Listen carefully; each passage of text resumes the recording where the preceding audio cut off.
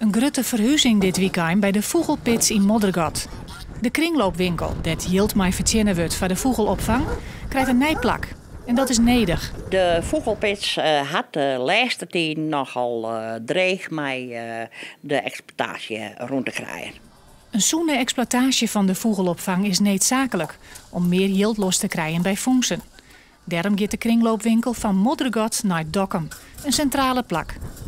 Nou, we rekenen wel op een heel grote belangstelling, want hier bij de Vogelpits zijn er al een hele grote mensen geweest die brachten spul. Er zijn alleen wat minder klanten omdat we wat in uithoeken zetten. Dus we verwachten ook dat het in Dokkum smoorder ook wordt.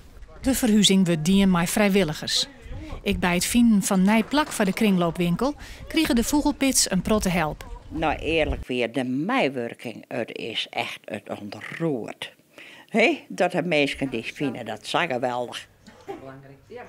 Als koffertje had het stilwest met de Vogelpits net vol in het nijs. En ja, het is rustig met vogels.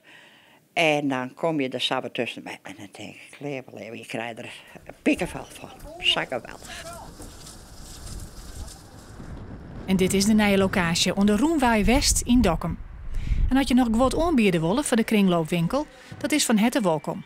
Ja, en dat kan van na een week echt. Dan in de winkel nog net even, dan ben we aan het klussen. Maar dan kunnen ze wel tijdens de openingstijden alvast spul inbrengen.